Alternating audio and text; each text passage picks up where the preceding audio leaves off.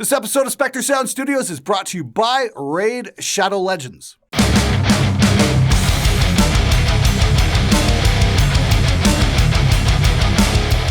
Hey everybody, it's Friday. It's time for SMG Viewers Comments, episode number 197. Crumbs, balls, we're almost at episode 200. Anyway, before we get started, hit the freaking subscribe button. What are you doing? Wait, let's get right to it. What is bus in mixers? Fuck you, Glenn. Love how you get to the point in that question. That's phenomenal. Also, awesome thumbnail. Hey, that was the record that got me into music.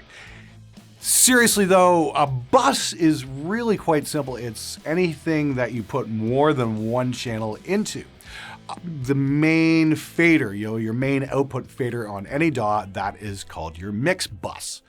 And then you can do sub-mix buses. I was just talking about multiple mics on drums, on a kick drum or on a snare drum, that kind of thing. What I'll do is I'll take 2 and 3 mics and then put them into one master fader, and that's called a bus. So you have a kick bus or a snare bus, or a bunch of guitar mics, you sub-mix them down to one fader. And it just lets you mix a whole lot more efficiently. Instead of, trying to EQ and compress all these numerous tracks, what you do is you put them all into a bus, so you get one fader, blend them till it sounds good, and then you EQ and compress the sum of those microphones instead of them individually. It's a phenomenal way to work. I guess I should really do a tutorial on that just to make things, actually, you know what, that's a phenomenal idea. I will do that, because I remember when I started too, like, bus? What's a bus? I don't fucking get it. So yeah, you know what, that's going on my tutorial list. Thanks for the suggestion, and thanks for watching the show, man, really appreciate it. This is great, Glenn. Couple noob questions. If I only have one mic for my kick and one mic for my snare, can I still get good sound using only one track per drum? Or am I supposed to treat the original track as the kick in track, then copy and paste into 2 separate channels and then mix separately as a kick out and sub track? Wow, I think you're reading a little too much into it. Here's the thing. For years, I did single mics on kicks and snares, and that's absolutely fine. These days, because I've got more capability and more inputs, yes, I do like to get maybe a couple different mics on different sources. I mean, I still only use one single mic per tom. Snare, I'll mic top and bottom. With a kick drum, I like to have multiple elements. I mean, like with the Lewitt Rex mic, it's actually got 2 elements. It's got a condenser and a dynamic, so you can do blends. And then I like to have a sub-kick track as well. I just got this the other day. This is the new sound, and this is from a Kickstarter. They sent me, and it comes with its own neat little stand. And this is a sub-kit type module, and I'm going to be trying this out here in the studio at some point. I'm really looking forward to it. I think it looks super cool. And I'll try and find a link to that at some point and put it on the show, because I know it's been sitting here for the last 8 weeks or something like that, waiting for me to get back here and try it out. So I'm really looking forward to this. But like I said, don't overthink it. I do have a lesson in my How to Record Heavy Drums series about using a synth sine wave at a very low frequency to kind of, give some more bottom end to a kick drum. You can definitely do that, and then use your kick mic to actually gate that and turn it on and off so it synchronizes right with your kick drum. It's really cool. I much prefer to go the sub kick route like that, though. If you've only got one mic for your kick, start with that. You know what? Master single mics before you start blending a whole bunch of different mics on one source, because you're running all kinds of phase issues and whatnot. Try and get the basics right before you learn the really advanced shit. Anyway, fantastic question. Hey everybody, this episode is brought to you by Raid Shadow Legends, one of the most ambitious RPG projects of 2019. It's the most immersive experience you'll find on a smartphone and will give the biggest PC and console titles a run for their money. And the cool thing is, it's absolutely free. It's got everything you'd expect in an RPG: killer graphics, boss fights, PvP battles, and an actual story. The performance on this game is unreal, and the detail is stellar. Seriously, check this out.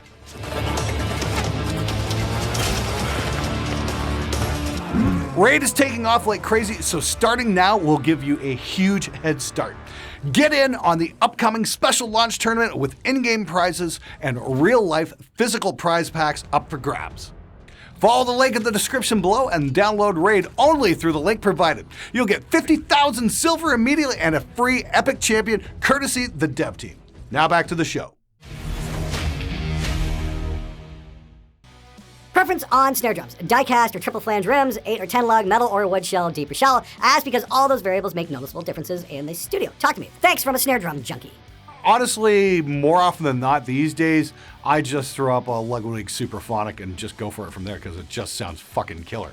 It took me 20 years to find that sound, but yeah, that was the sound I was after. And I had Jackson Ward bring one. He's like, oh yeah, this is like the most recorded snare drum ever. And I'm like, well, fuck, why didn't I just get one of those to start with? I've still got my Maple DW snare. I've still got my Steve Smith cast steel, with the cast hoops and whatnot. That was great. I did wind up selling my Tama Star Classic Copper. It had the cast hoops as well. That was pretty neat. I actually put those over on a couple different drums and tried those hoops, and they definitely add a different dimension as well. That's pretty cool. The one drum I did get rid of because it wasn't really getting too much use was the Pork Pie Big Black Brass, which was their attempt at copying the Ludwig Black Beauty. And I gotta say, it doesn't sound anything like a Black Beauty. I've recorded several of those and they're just phenomenal. Good rule of thumb is if you're looking for killer snare drums to record, start with Tama or start with Ludwig. Specifically the Superphonic, because it just fucking slays on so many different genres. It's really hard to get it wrong. What are your thoughts on stripping silence instead of gating for toms? I usually find that how much sustain I want to keep varies section by section, so the extra effort is worth it to fade them out individually. I know people that go as far as automating low-pass style roll down alongside the fade itself to let the attack have lots of high, but get cymbals out of the sustain. Personally, I'd rather spend the money on something like Drumatom if I'm gonna be that anal, which I'm not. Oh, man, there's no real easy answer to that one. I remember reading an interview with Terry Date, who did, the first few Pantera records and who, all these amazing records. And he said the one thing he hated about the whole new digital system where people just just chopped out all the stuff in between the tom hits. Because I think he used some of that bleed to create his drum sound. So keep that in mind. There might be some usable stuff there. I know sometimes I get a bit of snare ambience from those tom mics, depending on how hard the drummer is hitting the snare. So a little bit of that can go a long way. It really depends on how you got those mics pointed, though. There's nothing wrong with gating it out manually, in my own personal opinion. I used to do it all the time. I used to be super anal about that. But nowadays, I just throw on the RIA gate and just let it do its job and just adjust accordingly based on the drum. The higher drums get a shorter release time and the lower drums get a longer release time. And yes, you can do the thing where you run a reverse phase and clamp down on the top end with an EQ roll off and that kind of thing. And I really need to do a video on that because I think it's cool. We should definitely check that out at some point. It's a simple way of getting around and not spending a lot of money on extra plugins like FabFilter, although FabFilter works fucking amazing.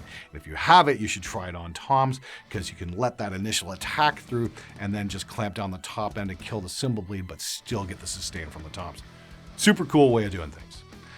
But as always, there is no one true answer. It really depends on the sound you're looking for and what works best for your workflow. Trick is, though, try a few different ideas and see what you like best. Hi Glenn or other commenters. Quick, easy question. What mics do you recommend for your hi-hats? I've done back and forth between dynamics and small diaphragm condensers, and I can't decide which is better. How do you position your mic? Perhaps that's the trick I'm missing. Thanks from Michigan. Hey Taylor, that's a phenomenal question. The easy answer in my situation anyway is just don't plug the mic in. Seriously, I never record hi-hats, or extremely rarely. If somebody else absolutely has to have a hi-hat track, yeah, I'll throw one up. But I just never wind up turning one up in my mix because I find that the drummers in metal especially just hit the hat so freaking hard the overhead gets it great, and I don't need any more than that.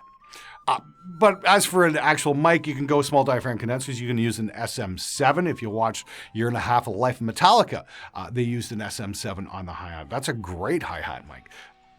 The big thing to remember is don't worry about it too much because you're not going to really want to turn that mic up very much at all because it's already too fucking loud in all the other mics. Actually, I had a situation a few years ago where I tracked a band and they decided they wanted to go elsewhere for mixing, and I was totally fine with that. And then, I get an email from the other engineer, where's the hi-hat mic? Where's the hi-hat mic? I'm like, I didn't mic one. Well, you have to have a hi-hat mic. Like, fuck, I need a hi-hat mic. The fucking hi-hat's playing. Well, it fucking sits exactly where I wanted it in the stereo field, Just because everybody else mics a hi-hat doesn't mean you have to, or, I broke some kind of fucking unwritten rule. Fucking hate hi-hats. I hate how they bleed all over the rest of the important mics. So, I just don't even fucking want to bother with it. What's your opinion on the Peavey Triple X? I seen one in Jason Sukoff's studio on the Roadrunner United documentary. Have heard the mids on that thing are amazing. Oh, I've had a couple come in every now and then. Yeah, I think it's pretty cool. You're talking the Triple X and not the JSX. Apparently, Joe Satriani really liked the Triple X and just made a few tweaks and they wound up getting the JSX. So I have had one of those come in. Unfortunately, I don't know, the Triple X never really took off, I think, in the way Peavey wanted, and I think that's a shame. It was a pretty cool amp. I'm not sure what they're going for on the used market. That's a really cool question. The cool thing about being in LA is, if you go on Craigslist, there is tons of stuff. Maybe at some point I might be able to dig one up and give it a fearless gear review. Might be a bit of a hidden gem. Definitely worth investigating one way or another. Anyway, if you guys have any opinions on the Triple X, let me know. If any of you guys are out there still playing one, let me know. I want to know. Hey Glenn, what are your thoughts on mixing on completely analog gear? My first thought is I hope you've got a gigantic budget. I was just up at Warren's studio last night and, he's got the great big SSL. He's got like 6 Pultecs, couple 1176s, LA2As. He's got freaking everything. It's fucking Candyland up there. It's beautiful. And it's really goddamn expensive. And it is really crom-damned expensive. We've got some wonderful stuff in here. We've got an 1176. We've got the new Stam 76 with the different modes. I'm really looking forward to trying it out. This vocal chain right now is a Microtech Gethel going into a Universal Audio 1176, one of the originals, and then into an LA2A. They're not copies, they're the real thing. And today we're using a Universal Audio Apollo 8. But even that's got a digital backend. We've got some wonderful analog gear here, but I wouldn't be able to mix an entire track. Not yet, anyway. Let's just say some great things are afoot at the Circle K, and that's as much as I'm willing to say at this point. But if you want to mix analog, you're going to have to buy yourself a mixer. You're going to have to get yourself some decent outboard. Fortunately, the Stam stuff, the Warm Audio stuff, there is some great outboard out there that's fucking affordable. But it's going to be a whole lot more money than... But it's going to be a whole lot more money than going digital. The best solution, in my opinion, is always hybrid. You can do most of your effects on digital and then, just have a few choice pieces of analog outboard gear. Like I've been using a distressor for years and, I've got like a Pultec and I'm getting a few more compressors and, they're really fucking great. I got those Ward Beck EQs. Those are really nice on guitars. The trick is you don't have to be one or the other. If you're blending the techs, use the best of both worlds. You'll find you get phenomenal results that way. Pick a mixing platform. My mind says SSL console, my heart says SSL console, and my bank says Reaper. That is amazing. Yeah, once again, I was up at Warren's last night just looking at that beautiful SSL console. I'm like, yeah, not happening. Some of us can only dream, and you know what? That's absolutely fine. Meanwhile, hey, check out the Waves SSL G channel. It's fucking killer. Look, if you want to mix the best damn metal song ever brought to man, spend $2,500 on Pro Tools, then save a few bucks, buy a pair of $11.99 headphones from Walmart. I promise you will be getting a dozen hits after you upload to YouTube. I'm sensing a slight bit of sarcasm there, Todd, but I do understand where you're coming from. If you're going to drop all this money, get some fucking monitors! And if you don't have a shit ton of monitors, get the Callies. They're fucking great. You definitely won't go wrong with those. Still in love with my Callies. Thanks again for the recommendation. Still no buyer's remorse. Yeah, you know what? I'm really happy with the Callies. I really like the results I get with them. I think we've got a set of LP8s in here, or I'm going to be getting a set or something like that. And I definitely want to check those out because they've got a bit more bottom end for you guys who want a little bit more bass response. But yeah, if you're looking for monitors and you've got a pair of shitty, cheap green Mackies, fucking punt those down the street and go get yourself a set of Callie LP6s. They will fucking destroy the Mackies. I definitely know what you're talking about with Reaper licenses. I've been using it for hobby stuff for probably 7 years now, and I've just purchased a proper license a month ago. Congratulations, you cheap bastard. To the person who is recording their band and questioning whether the band should be charged or not, one route you could go down is to have the other members pay for the online distribution, music, lyric videos, or have them pay for the rehearsal time for a given period. You're assuming the bands have money to pay for a rehearsal space. Usually you just wind up in somebody's mom's basement. But that's a great suggestion about the other thing. If you're running a home studio and you're recording your band, yeah, maybe they can pay for a music video instead and get you guys on YouTube. To be honest with you, it's a much more interesting way of getting your stuff out there than just printing a CD with 10 songs on it that, 6 people are going to listen to. At least you've got a fighting chance on YouTube. You just got to make an awesome video. Something to consider anyway. Great suggestion. Thanks very much for writing that. Glenn, you talk a lot about Mesas, Peaveys, and Marshalls, but you never seem to talk about Orange amps. What are your opinions on them? Also, fuck you, Glenn.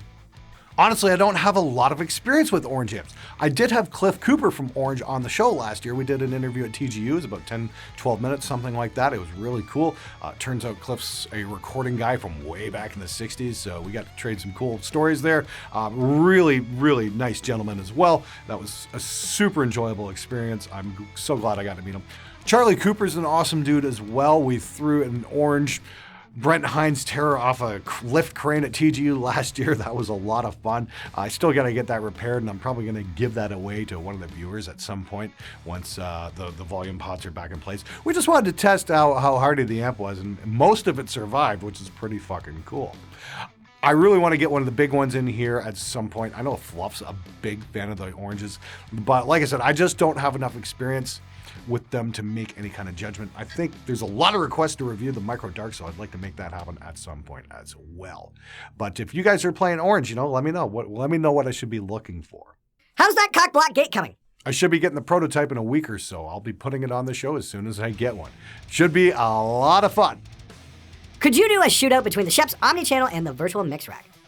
I think that's a phenomenal suggestion. Yes, that's great. There's two competing products there that do a lot of the same similar things, and it really comes down to efficiency and just how well the interface works and all that kind of shit.